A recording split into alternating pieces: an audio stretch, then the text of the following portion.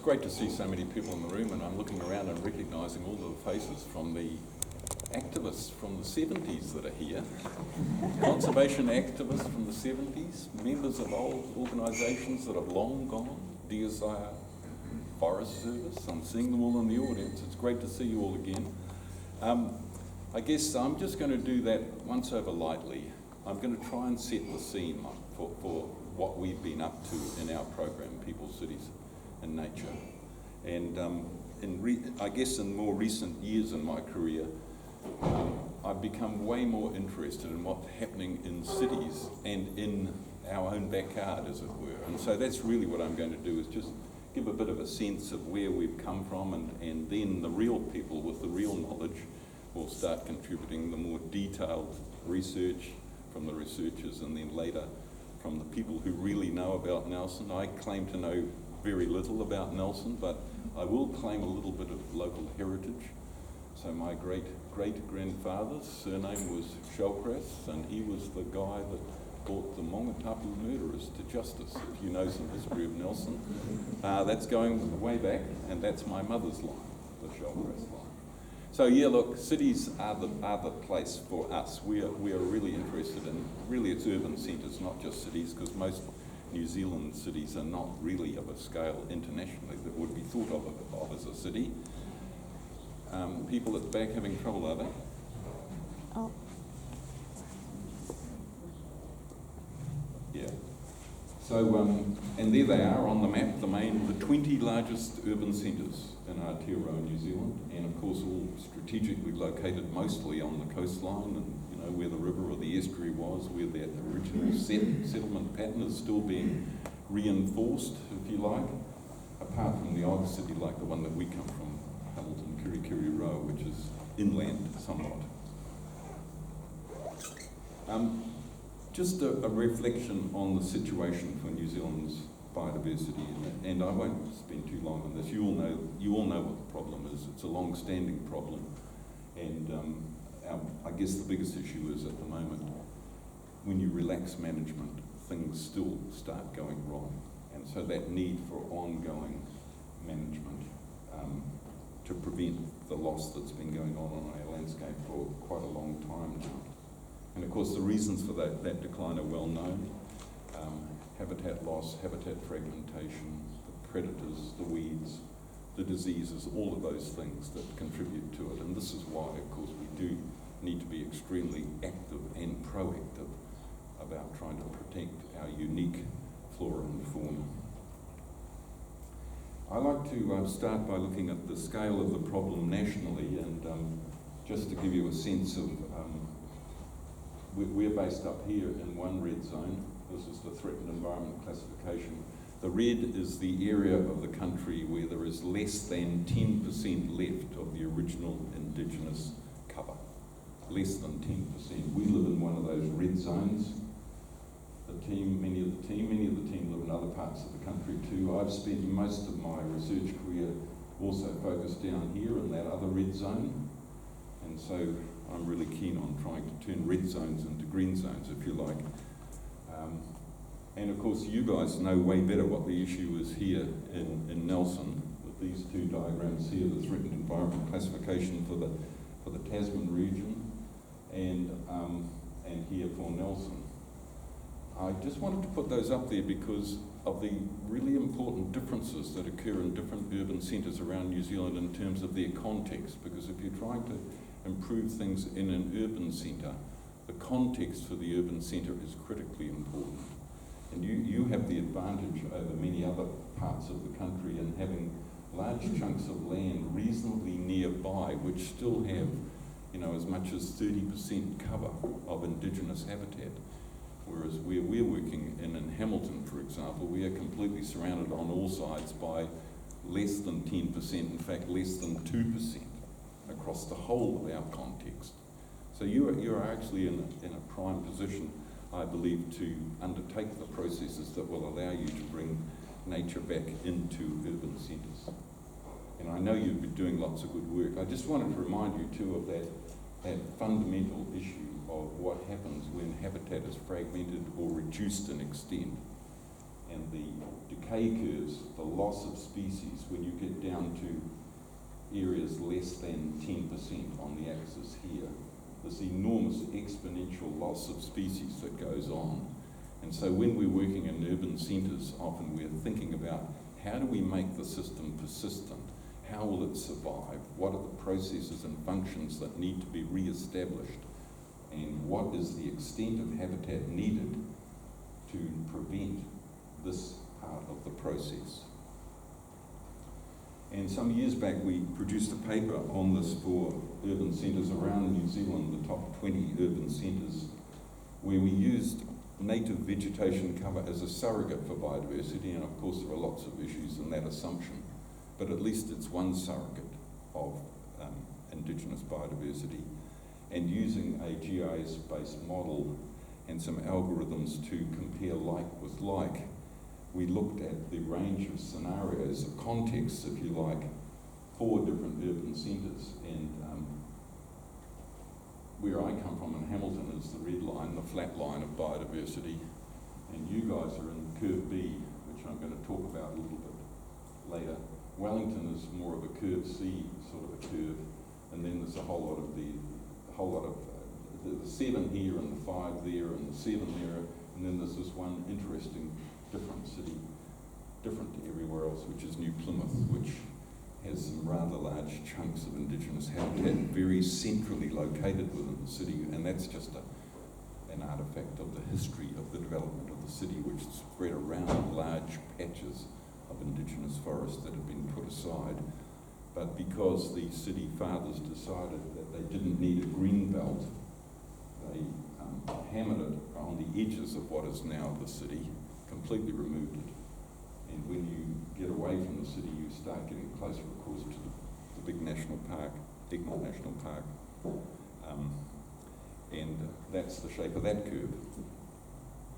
So here is that curve for Nelson, and when you fly into Nelson, again, you get that sense of how Nelson is sort of hemmed in on all sides by all of that lovely hill country. I think lovely hill country also because of the residue of Indigenous habitat that still remains in those locations. So when you're working in your city, you know, again, the point that I'm making is that context is everything. In terms of what we actually do on the ground, though, in most city environments, we focus in on what is left, and often at that very tiny patches of, you know, flora, native flora and fauna. And the issue, harking back to that decay curve, species decline curve, is the patch size large enough? And of course the answer in most cases, it isn't. But at least it still has something there of what was original. And so the issue of urban management really is about building those existing patches, about buffering them, expanding them and connecting them, reconnecting them if you like, and using, you know, natural features like waterways, particularly excellent way to reconnect patches. But again, coming back to context, the point is that in different cities, different combinations of restoration of existing patches and the need to fully reconstruct habitat from scratch is different in every urban centre. And where we come from, when I say we, the small number of our team here today who come from Hamilton, we spend our time building stuff from scratch because we don't actually have any of those little patches left, really. So in terms of the 10% cover that has appeared in the draft National Policy Statement on Indigenous Biodiversity, for which the submissions are due on the 14th, which is tomorrow, isn't it? Mm-hmm. Yes, I hope you're all putting in a submission in support of the National Policy Statement, because I believe, although it's not perfect, it certainly has many of the key ingredients in it to help us setting a positive policy framework to operate in for those people who want to bring nature back into urban centres.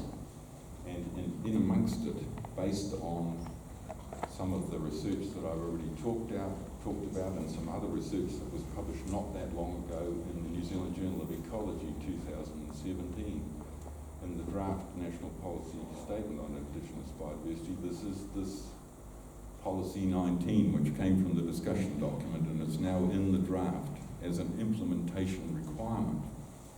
And it says here, a target for Indigenous cover, which in urban areas and peri-urban areas must be at least 10%. That's a fairly challenging task, isn't it? It's a big task. In cities like Hamilton, where the current figure is 2%. So just a little bit of information about our program. So our program originated from this desire by all of the members in the team to do something about nature in cities. And we were funded in 2016, and our funding runs out at the end of this year. And of course, we've all been recently working our butts off in the MB funding round, trying to submit another grant application to hope that we might be able to continue some of this work beyond the end of this calendar year. So this is the structure of our program. It's made up of a number of key topics, and all of this information, by the way, is up on our website. So if you just do a Google search on People, Cities and Nature, you'll find our website very easily. We've also got a Facebook site, and there's just a little bit of basic information here: restoration planting, lizard faunas, predator profiles, Maori values, urban green space benefits, cross-sectoral alliances are the areas that we're currently doing research in. And we have two major partners in national science challenges that are depicted out the side here. This is not all of the names in our team, and most importantly, what it doesn't show is the huge number of students in New Zealand universities that are connected to this program.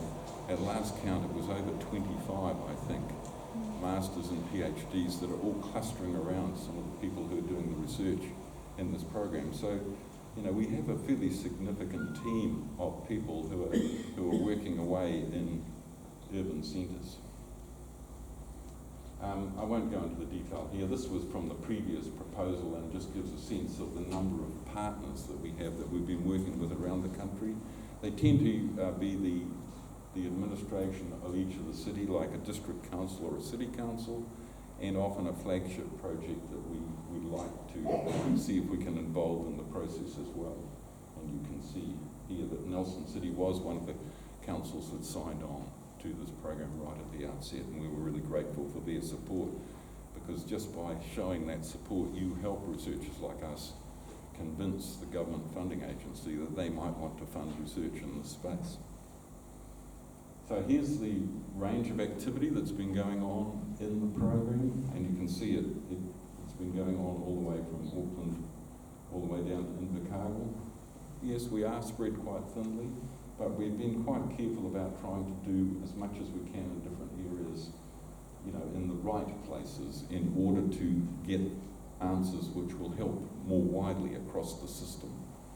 And you can see from the ticks there, the plantings and the lizards, predators, Maori values, and partnerships and what have you, where we've been actually operating on the ground in urban centres around New Zealand. Just a comment too about national alignment. We tried to work in with, you know, the existing research landscape, and by focusing on urban ecology, we're sort of trying to fill the gap that's occurring in some of the other research that's going on around New Zealand. And most notably, we work closely with New Zealand's Biological Heritage National Science Challenge, and we are recognised as one of their key partners. This was from their last big annual report, the page about what we're up to and how it fits in with that bigger, wider research landscape in New Zealand.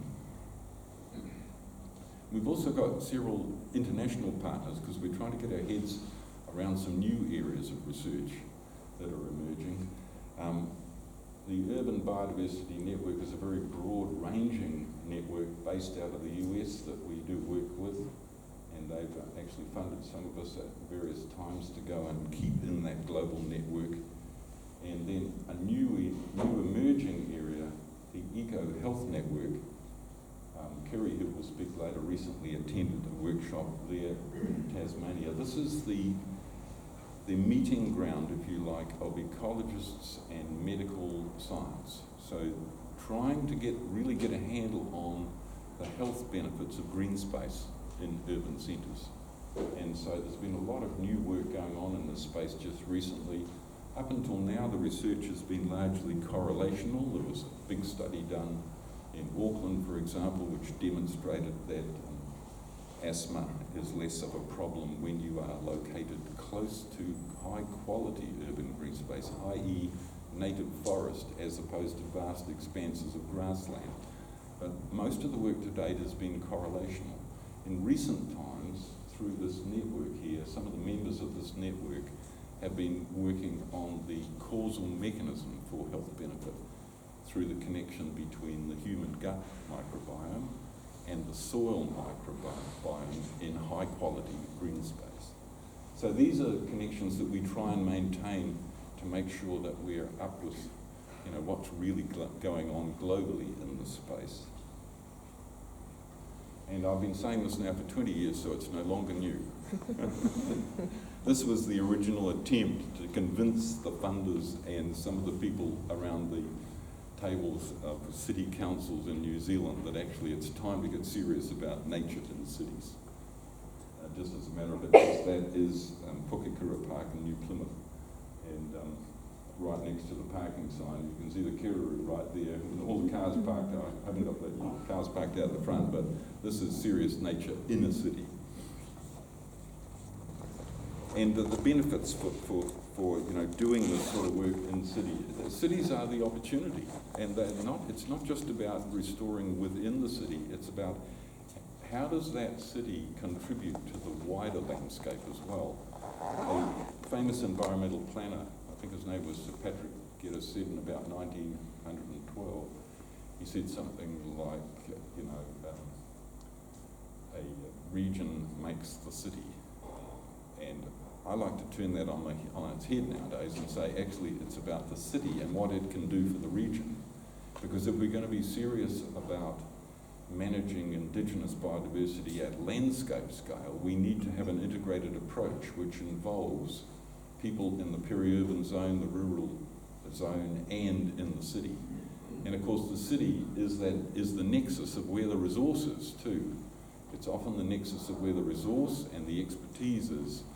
And so to achieve landscape scale recovery of our native biodiversity, I think we've got to have that integrated approach. And more people nowadays are talking about this in terms of collective impact. There's a term that's often used nowadays. The advantages that you have in a city of mobilising all of those fantastic volunteers, getting all of that input from business. This is the place that can actually drive, the city can drive regional scale restoration. And although I keep talking about flora and fauna all the time and biodiversity, we know that the benefits are way broader. It's not just about bringing the native flora and fauna back. What are those, the key benefits of green space in cities? There are just so many of them.